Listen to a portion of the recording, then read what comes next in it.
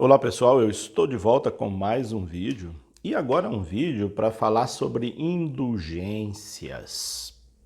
Eu resolvi fazer esse vídeo porque o Papa Francisco, diante desta pandemia do coronavírus, do Covid-19, ele concedeu indulgências plenárias para pessoas que forem infectadas com este vírus, para pessoas que cuidam de quem está infectado e também para os profissionais da saúde que trabalham com os infectados do coronavírus, médicos, enfermeiros, profissionais da saúde que lidam diretamente com pessoas que estão contaminadas com coronavírus, receberão indulgências plenárias, segundo o Papa Francisco. Então eu resolvi fazer este vídeo para explicar o que é indulgência. E já convido você que está passando agora por esse canal, que ainda não se inscreveu, a se inscrever nele, também apertar o sininho para receber notificações toda vez que eu postar um vídeo novo. Vamos lá então com o tema da indulgência. Quando nós falamos de indulgência, vale lembrar que há vários outros temas que estão relacionados ao tema da indulgência. Por isso, esse tema, ele é um tema um tanto quanto complexo e, ao mesmo tempo, é um tema polêmico. Vale lembrar que o grande cisma que aconteceu na igreja da Reforma Protestante foi por causa, sobretudo, da questão das indulgências. O uso indevido, indiscriminado de indulgências. Por isso, há critérios para se receber indulgências. Ela não pode ser comercializada, ela não pode ser usada ou aplicada indiscriminadamente. Há sempre critérios e esses critérios quem coloca é o Papa. Por isso, então, o Papa Francisco tem autoridade para isso, qualquer Papa tem autoridade para isso. Então, ao falar de indulgência, vale lembrar que nós temos conceitos de indulgência, como indulgência plenária, indulgência temporal ou indulgência parcial. Há também conceitos que estão relacionados como pecado, e aí quando se fala de pecado, falamos de pecado venial ou de pecado mortal, falamos do conceito de céu, do conceito de purgatório, do conceito de inferno, e também está relacionado o sacramento da penitência ou da confissão. Então são temas que estão diretamente relacionados com o tema da indulgência. Eu vou procurar ser aqui o mais didático possível, embora seja um tema complexo. E quem quiser aprofundar mais sobre o tema da indulgência, sugiro que procure aí subsídios, livros que falam. Bom, a Igreja Católica ou na Igreja Católica, a indulgência, ela é a remissão total ou parcial da pena temporal devida para a justiça de Deus, pelos pecados que foram perdoados. Então você procura o sacramento da confissão, você recebe o perdão dos seus pecados, mas aí você ainda vai precisar de indulgências para a remissão total ou parcial desses pecados que foram perdoados pelo sacramento da confissão. Confuso? Vamos tentar esclarecer ainda mais. Ou seja, do mal causado como consequência do pecado já perdoado através da confissão sacramental. Então a confissão ela perdoa o pecado, mas o mal que o pecado causa, isso não tem como dirimir. A consequência do pecado não tem como consertar. Então, se a pessoa, por exemplo, cometeu um pecado gravíssimo e prejudicou uma outra pessoa, ela vai confessar, se arrepende daquele pecado, o pecado é perdoado, mas as consequências desse pecado, elas ficam. Acho que agora ficou um pouquinho mais claro, né? Então, embora no sacramento da penitência a culpa do pecado seja removida, e com ele o castigo eterno devido aos pecados mortais, ainda permanece a pena temporal exigida pela justiça divina. Então, essa pena temporal, ela é cumprida pela indulgência. Então, essa exigência deve ser cumprida na vida presente ou depois da morte. E isso se dá no purgatório. Por isso que eu disse que também teria que trabalhar o conceito de purgatório. Então, você tem uma pena que você deve. Essa pena deve ser cumprida, deve ser paga aqui nessa vida, através das indulgências. E se não for, se você não recebeu indulgências, aí vai para o purgatório, e lá no purgatório vai purgar, vai purificar essa pena temporal. Uma indulgência oferece ao pecador penitentes meio para cumprir esta dívida durante sua vida terrena, durante a sua vida aqui na terra, reparando o mal que teria sido cometido pelo pecado. Por isso que as indulgências, elas são muito importantes. Então a indulgência é para reparar o mal causado. Para a doutrina católica, as indulgências são concedidas para reparar as penas temporais causadas pelo pecado. Reforço isso. Ou seja, para reparar o mal causado como consequência do pecado através de boas obras. Essa é uma forma de reparação, sendo que o pecado já foi perdoado pelo sacramento da confissão, o sacramento da penitência, mas ficou as consequências, e essas consequências precisam ser reparadas por boas obras, ou seja, pelos atos que as indulgências concedem. Aqui há alguns equívocos que eu gostaria de esclarecer. Então, há um equívoco, por exemplo, que é comum das pessoas imaginarem que as indulgências, elas seriam o perdão dos pecados. Contudo, elas não perdoam, elas só perdoam a pena temporal causada pelo pecado.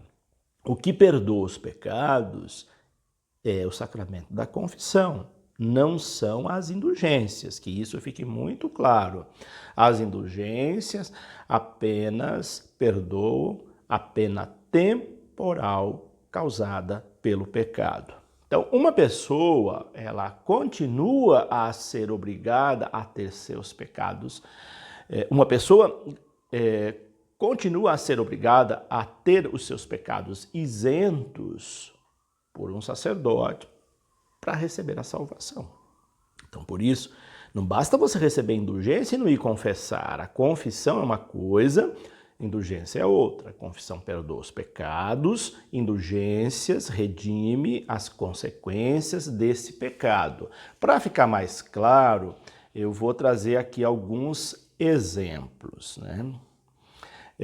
Vamos considerar a indulgência semelhante a um ladrão que cometeu um crime, claro, ele roubou alguma coisa, e ele foi se confessar, conseguiu o perdão do seu pecado, conseguiu também o perdão daquele que foi roubado, mas agora ele deve restituir o dono, aquela pessoa que foi lesada, com o dinheiro equivalente ao que foi extorquido.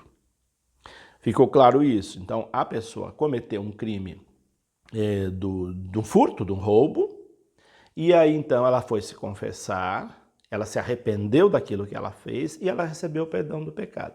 Mas ficou faltando algo muito importante: restituir, devolver o dinheiro que ela roubou àquela pessoa que também já o perdoou.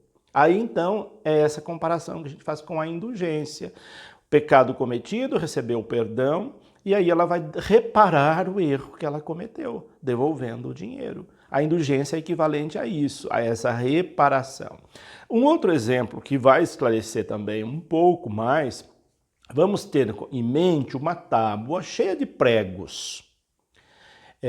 Os pregos são uma espécie de pecados, né?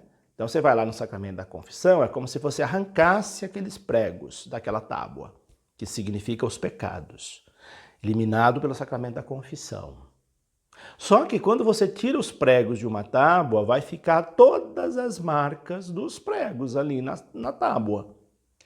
E a indulgência corresponde a se você tivesse uma massa ali e você fosse passando, depois você vai lixar e desapareceu todas as marcas dos pregos. A tábua ficou consertada, lisinha, como se nunca tivesse sido nela pregado nada. A indulgência corresponde a isso. Então, indulgência e pecados estão correlacionados, mas não é a mesma coisa. Pecado é perdoado pela confissão, a indulgência é a reparação da consequência, das causas, das marcas que o pecado deixou. A Igreja Católica acredita que a salvação tornada possível por Jesus Cristo permite ao pecador fiel a admissão ao céu. Então, vamos pegar o exemplo do batismo. Segundo a tradição católica, todo ser humano nasce com a mácula do pecado original.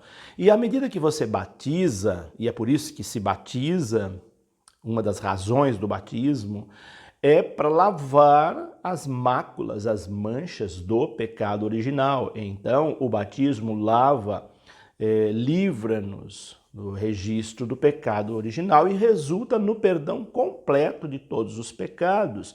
Mas qualquer pecado cometido após o batismo origina uma penalidade que não é perdoada. Então, o batismo lavou você do pecado original. Agora, os pecados que você cometeu depois do batismo, você precisa confessá-los dentro dos critérios da confissão de um profundo arrependimento e depois receber as indulgências para reparar as causas, as marcas desse pecado. Então, aqui quando se fala de pecado, vamos lembrar aí das duas categorias principais de pecados, que são pecados mortais e pecados veniais. Pecados mortais são aqueles que te mandam para o inferno. Pecados veniais são aqueles que são passíveis de perdão, que o máximo que ele acontece é que vai levar você para o purgatório.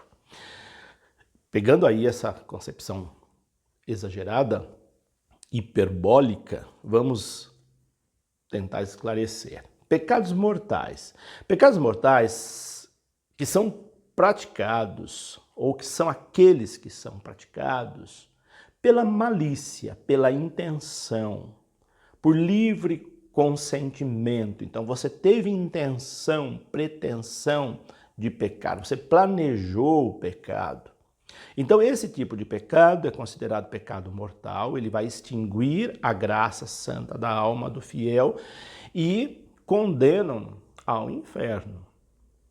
Para esses pecadores, a graça tem de ser restaurada pela perfeita contrição, administrada através do sacramento da confissão.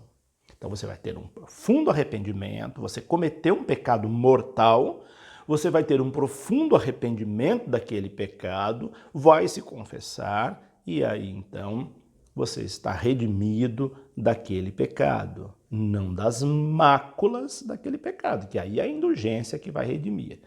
Mesmo nesse caso, então, permanece uma penalidade temporal devida a Deus, que deverá ser expiada nesse mundo ou na pós-vida, pós-morte, lá no purgatório. Então lembre-se, cometeu um pecado mortal, confessou, recebeu o perdão do pecado, mas ficou as máculas deste pecado, que é chamado de penalidade temporal. Então são as penalidades temporais que as indulgências redimem, apagam. Por isso é importante a indulgência, seja ela parcial, temporária ou plenária. É isso no pecado mortal. Depois tem os pecados veniais, que são os outros pecados menos graves, são perdoáveis e provocam uma penalidade também devida a Deus, mesmo que não percam a salvação. Então também os pecados veniais, Eles nos deixam com uma dívida, uma penalidade perante Deus. E eles precisam ser sanados através das indulgências. Temos alguns exemplos bíblicos que ajudam a elucidar essa situação também, como por exemplo, a situação de Davi no Antigo Testamento. Davi ele foi culpado por um crime horrível, né? Davi, quando a gente conhece, a maioria das pessoas que conhecem a Bíblia sabe que ele foi culpado de homicídio e de adultério. Lembram que ele adulterou-se com a esposa de Urias, o hitita, e depois, como se não bastasse, ele colocou Urias na frente da batalha para ser morto, né? Que ele sabia que ali naquele lugar ele ia ser morto. Então ele teve intenção de matar Urias, além dele ter cometido adultério com a esposa dele. Ele se arrependeu profundamente, ele foi perdoado por Deus, veja, mesmo um pecado gravíssimo como aquele, adultério e homicídio, ele foi perdoado por Deus. Porém, ele teve uma pena, a pena da morte do seu filho. Então, ele, mesmo tendo sido perdoado, ele teve consequências daquilo. Outro exemplo bíblico é de Moisés e Arão, que, embora tenham sido perdoados por Deus, tiveram de sofrer a pena de não entrar na terra prometida. Moisés e Arão, que conduziam o povo hebreu na travessia do deserto até a terra prometida, lá da escravidão do Egito até a terra prometida, eles tiveram pecados também nesses 40 anos de travessia. E aí uma das consequências foi que não foi concedido a eles a graça de entrar com o povo na terra prometida. Mas aí voltando ao tema das indulgências, eu trouxe desses exemplos aí só para lembrar na questão do pecado relacionado. Então, voltando à questão das indulgências, as indulgências católicas removem, assim, algumas ou todas estas penalidades devidas pelos pecados dos fiéis. E pode ser feita em favor de si mesmo ou em favor de uma pessoa que já morreu, que está a ser purificada a sua alma no purgatório pelas suas penas temporais, dependendo então das obras de indulgência. Então você pode receber indulgência para você ou você pode receber indulgência para uma alma que está no purgatório. Agora vamos ao conceito de indulgência temporal e de indulgência plenária. O perdão total da pena temporal é chamada de indulgência plenária. Então, se você recebeu uma indulgência plenária, você recebeu o perdão total da pena temporal. As indulgências parciais, elas possuem um certo número de dias, significando que se o fiel rezar uma oração indulgenciada de 300 dias, cumprindo as condições ordinárias, como por exemplo, confissão, comunhão, visita a uma igreja, a um oratório público, etc., terá pago 300 dias da sua pena temporal. Antigamente aparecia aquelas oraçõezinhas lá, olha, se você fizer essa oração, você recebe 300 dias de indulgência. Abateu lá na sua conta 300 dias, 200 dias, enfim, depende da quantia. Essas são conhecidas como indulgências temporais. Agora, uma observação importante. Em resposta às sugestões feitas ao Concílio Vaticano II, o Papa Paulo VI esclareceu substancialmente a aplicação prática das indulgências, escrevendo o seguinte, preste atenção, eu vou ler ipsis literis, abre aspas. Indulgências não podem ser adquiridas sem uma sincera conversão de perspectivas e de unidade com Deus, fecha aspas.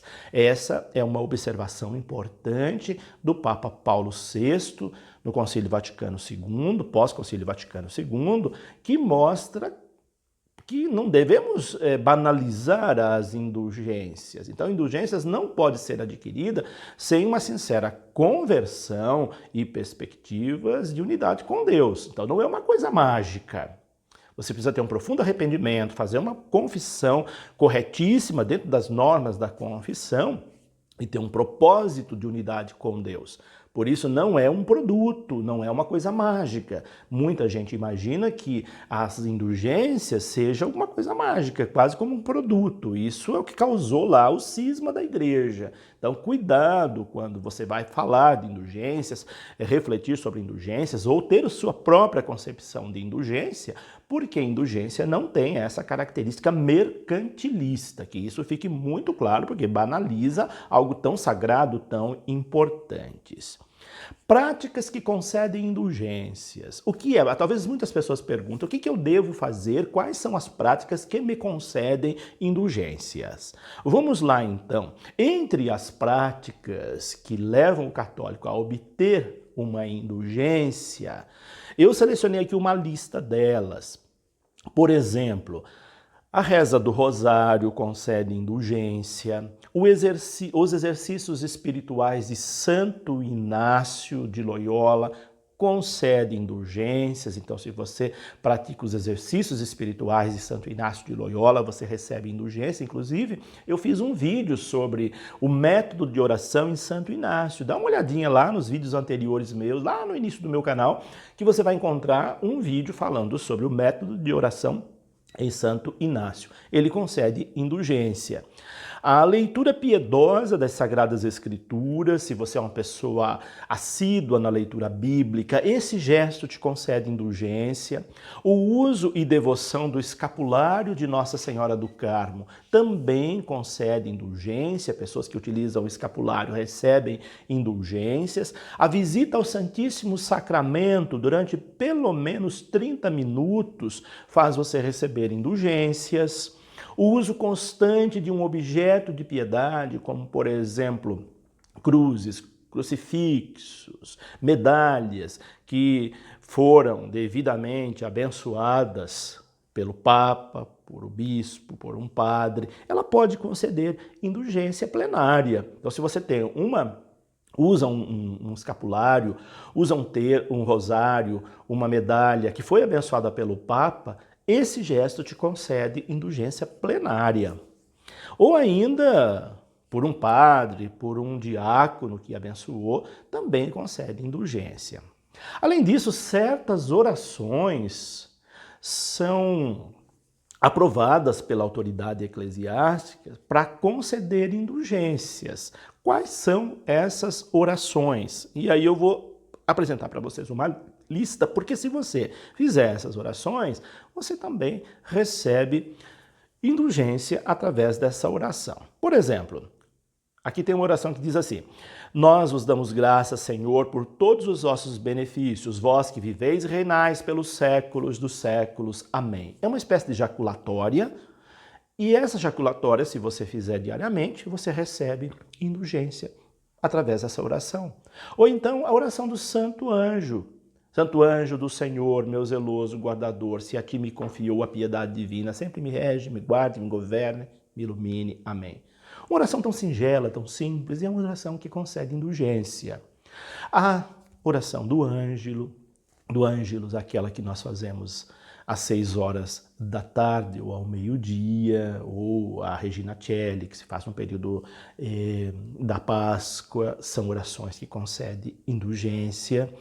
A Alma de Cristo, aquela oração que às vezes se reza depois da comunhão, também uma oração que concede indulgência. A oração do Creio, ladainhas aprovadas pela Igreja, o Magnificat, o Miserere, o ofício da Paixão de Cristo, o ofício do Sagrado Coração de Jesus, o ofício da Santíssima Virgem Maria, o ofício da Imaculada Conceição, o ofício de São José, são ofícios que concedem indulgências.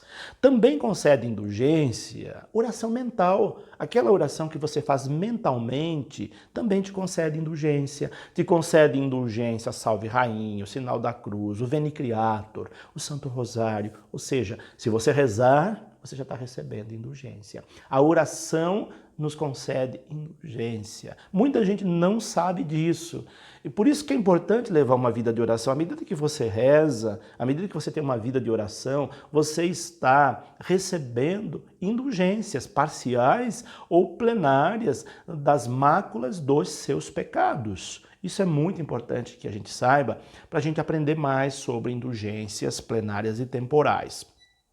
Então, das primeiras formas de indulgências, as que temos hoje em dia, houve grandes modificações, visto que as antigas eram muito mais físicas, o que impossibilitava o cumprimento pelas pessoas mais idosas.